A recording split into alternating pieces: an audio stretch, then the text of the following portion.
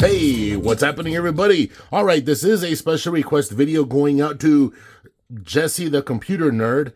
He was in the comments. He wanted me to explain a little further this whole putting the apps to sleep thing. He's apparently new to Samsung Galaxy. He's an iPhone person, and anyway, he's over here now. Apparently, he has the S24 Ultra, and he was in the comments requesting this. So let me hear. Let's get to work. So let's get busy here. Come over here to your settings. And you're going to come over here, and what you're going to do, you're going to come to battery. Tap on battery, right?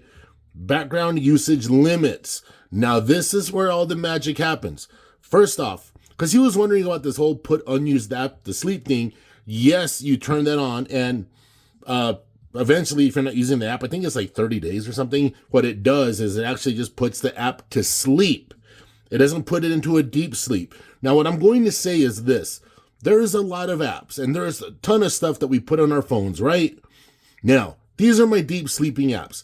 I want to be honest with you. Now, this doesn't go for Facebook Messenger. Facebook Messenger is important because I know a lot of people use that to communicate with friends and family, right?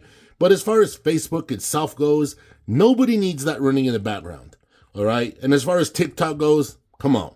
No one needs that running in the background either. Now, we can even take it a little further. I mean, we can see what's going on here. Hit the little plus button, right? And you'll actually see some other stuff here going on. Apple Music, whatever. Apple Music don't do nothing unless you actually, activate it. Then it's going to do something, right? But you don't want to put your calendar to sleep. You don't want to do anything like that. And say you're getting notifications from Chrome.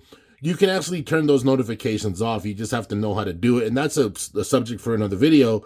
But if you're having issues with Chrome or whatever browser, if you want to put that to deep sleep, you can. But let's keep going through here. You'll see some other stuff happen in here. And don't put your email to sleep unless you're one of those people that's getting spammed by your email. But y'all get what I'm saying, right? You guys get what's going on? All right, so if you need to put something to deep sleep, you just do that, and it'll actually work out better for you. And there's also the option to put it to sleep, right? Sleeping apps will run in the background only occasionally.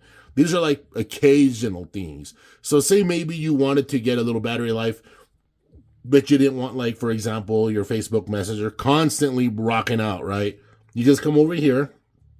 Where is it? Because I'll be straight up with you guys. Facebook Messenger kind of drives me a little crazy as well. I don't know. I guess I'm having a beef with Facebook Messenger now, right? And you add it, boom, it's there. All right, it's simple as that. So now I got a couple of sleeping apps.